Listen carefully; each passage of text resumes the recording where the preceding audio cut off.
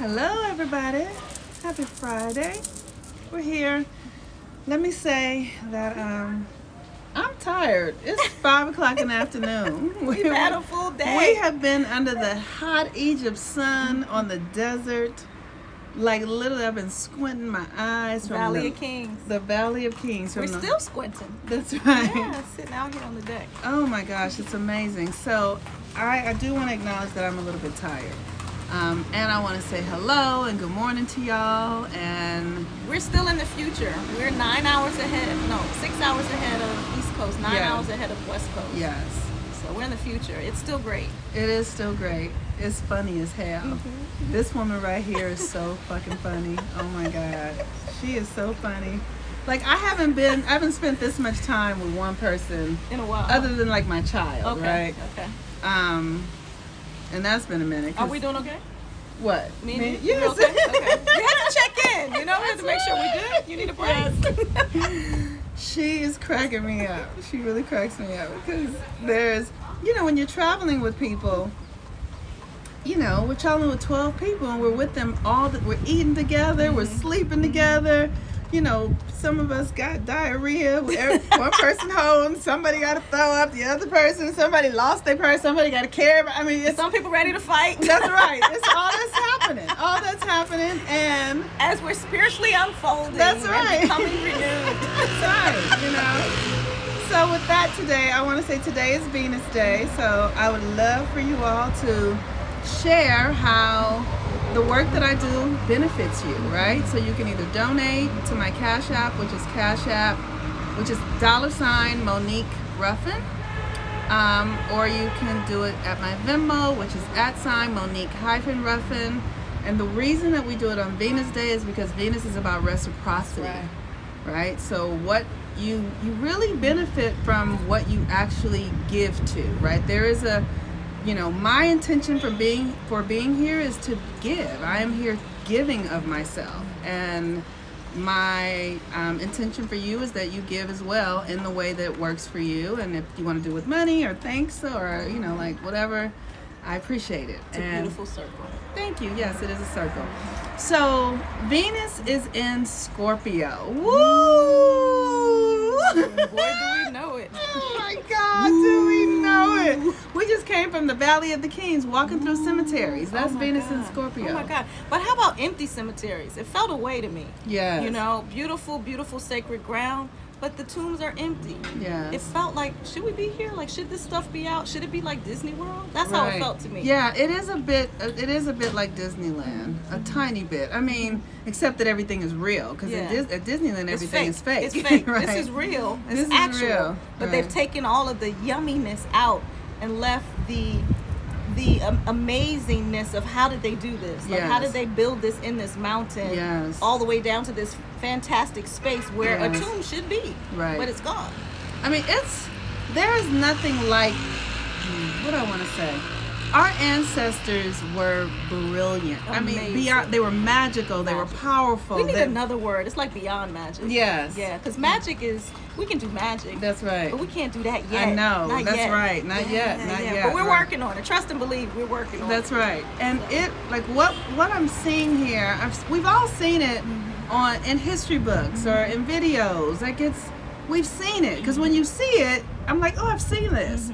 But when I see it, when you walk through it and you're touching the walls and you're looking at all of these spaces that was built from the outside, it looks like dust and dirt and like dry mountains, but you go inside and it's a whole world in there. That's right. It's amazing. It's a whole world.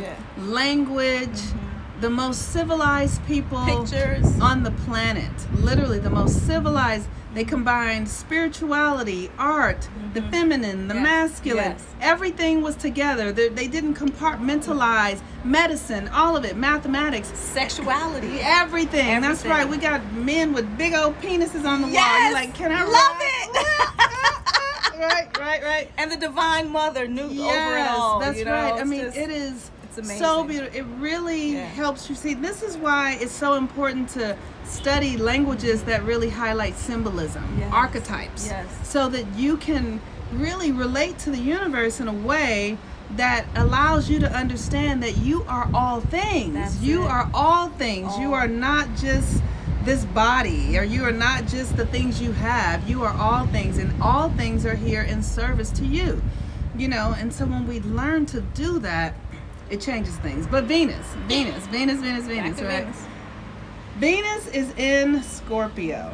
Now let me just tell you, Venus and Scorpio people with Venus and Scorpio, they are special because they love hard and powerful and silent. Like, you never know how much they really love you. You feel it. You do feel it, but sometimes they're secretive though, right? Sometimes there's a real secretiveness in it. I wish I would have looked at your chart first to see where my Venus was. Your Venus is in Virgo. I actually looked at it. Yes. Okay. Yes. Okay. Venus in Virgo is great too. It's like, what we doing here? And it's so good. Services I provide. That's right. But Venus in Scorpio is that deep, passionate, like that deep, you and me against the world kind of love. That's what Venus. That's ride or die. Yes, it is. It is that kind of. It is that kind of love. I'm not built that way, honestly. Okay, I get that. And because I'm really loyal to myself. But you know, everybody who's a ride or die kind of love, raise your hand. Show me if you're put the hearts up. If you're a ride or die love, you know. Like I'm ride or die for myself. Yeah, she ride or die for Monique. I am ride or die for myself, but I am not ride or die. I'm ride or die for the people that I love, but I don't. That one-on-one kind of thing doesn't really. It hasn't yet. I understand what you mean. Yes, it's Venus and Scorpio will give up itself for another. That's amazing. That's it. Venus and Scorpio will sacrifice itself for another. Venus and Scorpio is also, you know, the things that like our emotional power, how we share emotional power. Venus and Scorpio is sexual power. It really is. Okay. Venus and Scorpio is the best kind of sex you ever want to have. Like it really is. Let us know if y'all got Venus and Scorpio. Anybody got Venus and Scorpio? Put it in the chat. That's right. we want to see something. Did you buy one of those little statues? I didn't, but I plan to. Okay, great. Okay, I plan to. So Venus and Scorpio really knows how to worship the sexual experience, how to use the sexual experience. But it also is because Scorpio is about our heritage and our family. So it's about emotional patterns. It's about obsessings. I know that obsessions, like Pluto and Venus and Scorpio can be people who privately love, and the person you love doesn't know that you love them, and you're pining over them. Have you been pining? I did. Oh, I hate it. I gave it up. Right? I'm done with pining. Any of y'all still pining over people? Come on now, don't be shy. Right, piners, put your hands up. Come on now, piners. If you can identify it, you can heal it. Right, that's right. Pining is a beautiful thing. Yeah. This is what pining is. Pining lets you know how much power you have. It really is just desire pointed towards something, a particular person, right? So really, Venus and Scorpio is about power ultimately, and so if you really learn how to use it, we use it easily in romantic desires, but you can use it for everything. But you can use it for everything. Yes. Like you can pine after having the career that you desire. You can pine after coming to Egypt. That's like we right. Just did. That's right. You can pine after healing your body. Yes. You can pine after, and it really is just desire. And desire is the key that lets the universe know where to put your shit. Hey, I know where I want my shit. You gotta let the universe know. Give me my so shit. Desire is something that you really want to cultivate, and many of us, you know, Venus and Scorpio is intensity, and it can come with suffering and heartbreak and disappointment, but that's your power. And if you learn how to reprogram it outside of the trauma and the karmic debts, because a lot of us have karmic debts, you know. Hey Kiki, when you got it. Kiki on there. Hey Kiki, how are you? When you held karmic debts, you know, like this is. And with Venus and Scorpio, you really want to understand your karmic debts in love. And let me tell you, do you have any? I'm not gonna make you tell your business. You know too much. But I'm gonna tell mine because I don't mind, okay. right?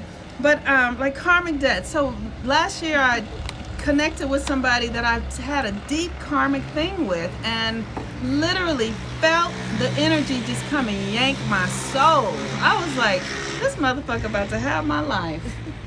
Damn. She yanked herself back. I did, but I had to heal it. I had to literally take responsibility for it. I had to catch the pattern. Yeah. Oh, this is a pattern. This is what I do. Yeah. This, I had to really track it in a way, because I was about to move myself into an old way of being that literally is just how the feminine just gives herself over. You know how you meet those men or people, because it could just be women too, who just have the thing that gets you. Yeah. They just have the body type that you Watching like. you do that was a master class, though. Wow. Watching you just struggle with it and then figure out what was in it for you and then encapsulate it and move through it.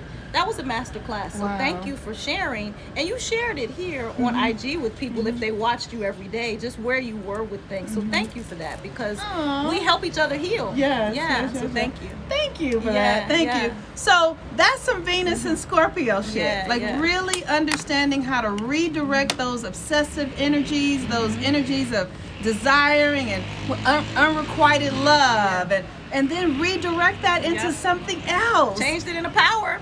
Had him calling you. Hey, there it is. But it's all good, because it's all love. You know what I mean? It's all love. We don't want to continue to recreate those karmic patterns. We want to actually do the work to heal them and shift them. So that is a Venus and Scorpio energy. And Venus and Scorpio is also about inheritances. So one of the things, if you have in the family patterns, right? Like stuff that your mother did or father did, addictions, all that kind of stuff. This is shadow stuff. So Venus and Scorpio, what's it called? Sexual molestation, like patterns that really show up. This is the opportunity to be healing those types of patterns. While Venus is in Scorpio. How Venus, long will Venus be in Scorpio? It's already been there for 7 days. It'll probably be there about 3 weeks. So maybe 2 more weeks, right? Let's do the work. That's right. So you want to do the work of misdirected sexual love energy being reframed, repatterned into new ways of being. The moon is in Aquarius, and with the moon in Aquarius, we are we really are coming into our higher nature. We're detaching from the old ways of being. Why? Because the sun is in Virgo, and the sun in Virgo says, let's throw away what isn't needed and let's take what is needed. The Virgo is the integrator, right? So as we're integrating, we're up leveling, we're ascending, we're going higher, and it's a little by a little. Like, don't be hard on yourself, right? It's not a race. Yeah. None of this is a race. Be sweet to yourself. You can't get it wrong. All you have to do is want it. Yeah. And set an intention. That's right. Yeah. And it's important. One of the things that I have found that's really important is having a pure heart. And we've been seeing that all over the walls in Egypt, right? Yes. I'm telling you guys, having a pure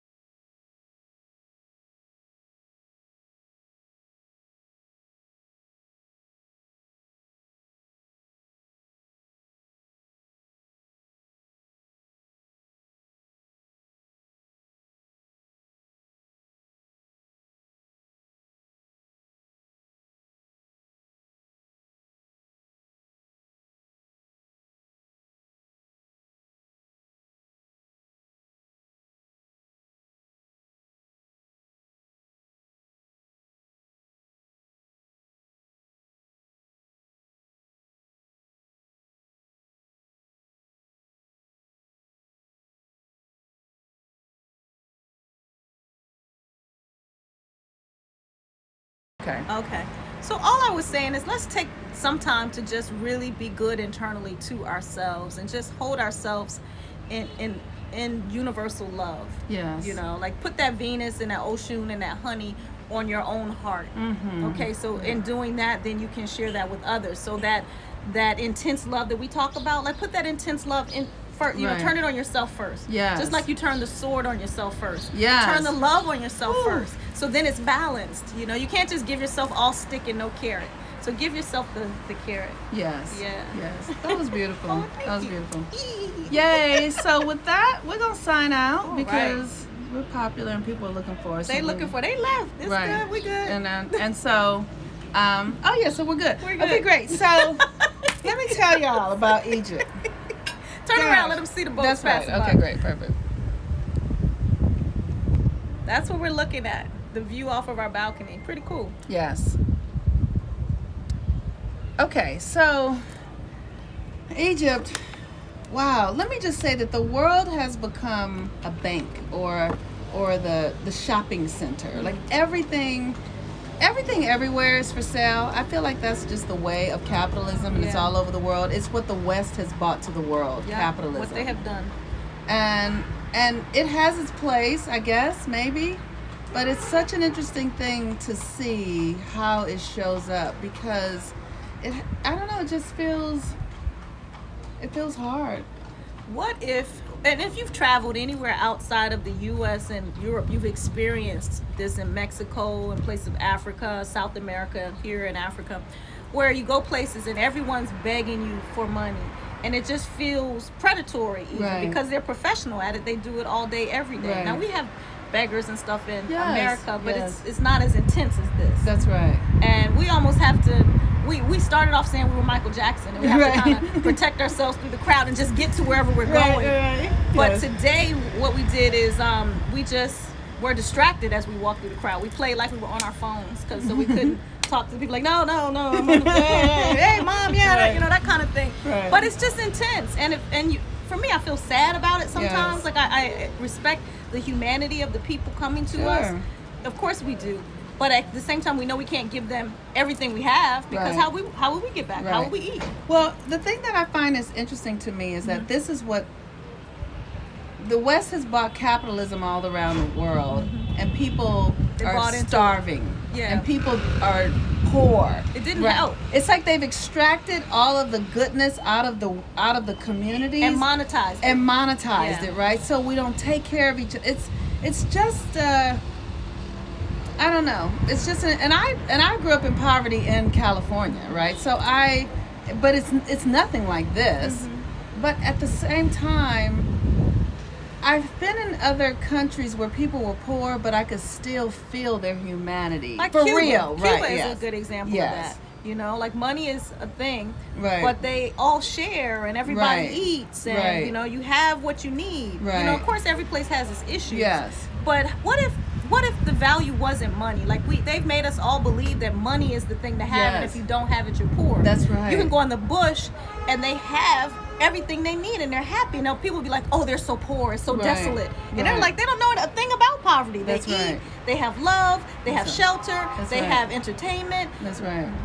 Why are we valuing money like money is the thing? That's right. Why are we spending all of our time and energy chasing that? Chasing a thing that was created and we bought into. That's right. What if we bought out of it? That's right. What if we bought out of it? That's the question. That is.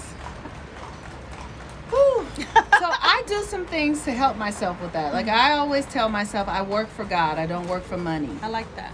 And if any of you have sat with me and got readings, you know, it comes straight from my heart and soul. I spend time meditating. I spend time getting myself ready. I'm traveling, learning about astrology. I saw the oldest zodiac symbol in a temple yesterday that exists, right? So this is my work, right? I'm putting my soul into my work. My work is not about money. My work is about how I really am being of service. So money is just a representation of energy. Yes. And if we realize that, we can still use the energy as currency. That's the real currency. Yes.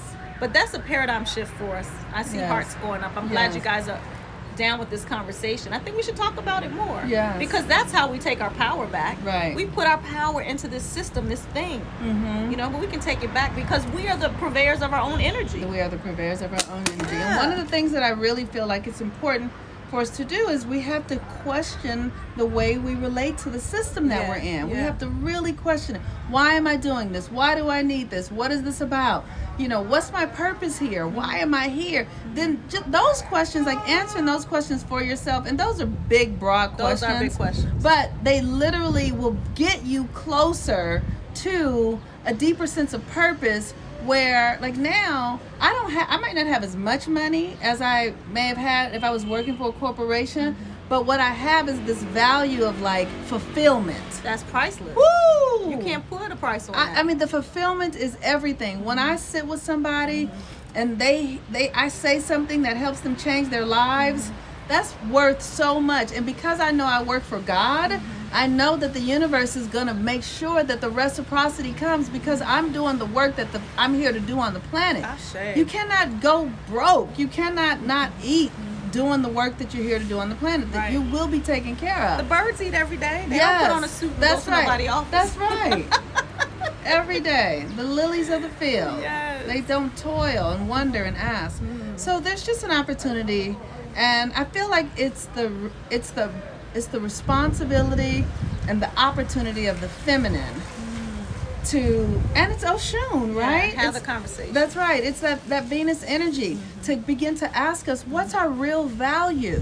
What is the real value here? Yeah. You know, I feel like as women in the West, there's often this, how much money does he have, and how much all of this sort of stuff. Is that the real value? Is that it? You know what I mean? Like, not that money isn't valuable. Right, because as a devotee, I do want security. I want a roof, I want a car, I want clothes.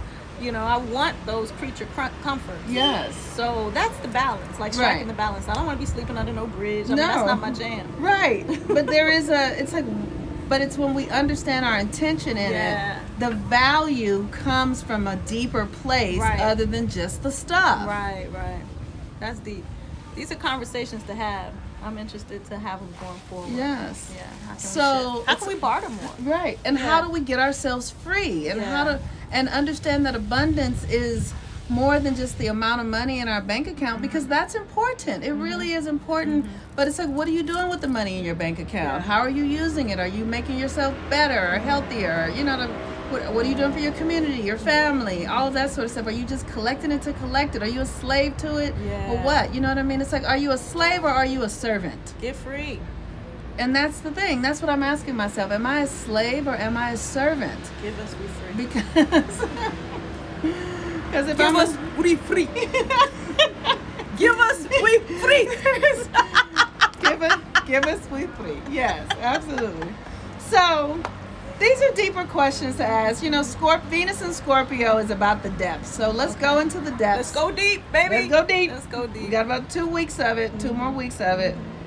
And all the while we're just climbing up. We're just taking ourselves up the spiral. So with that, you all have a beautiful day. We know you guys are Happy Friday. We're in the future. Yeah, have we're a beautiful day. Catch up. Thank you all for your donations and all that sort of stuff. And happy birthday, because more people are born in September than any other month. And really? Yeah. So when were these babies created? Like 9 months before September? They're Christmas. Oh, y'all are Christmas babies. Yeah. Yay! So happy birthday to all the Virgos that are listening, and we love y'all. I had a Virgo baby. You did. My first baby is a Virgo. See? Yeah, I did it on Christmas. We did. Now I'm thinking about it. Wow. There you go. There you have it. We love y'all so very much. Thank you. Bye. Happy Friday. Nice. Yay. Okay, so we got left.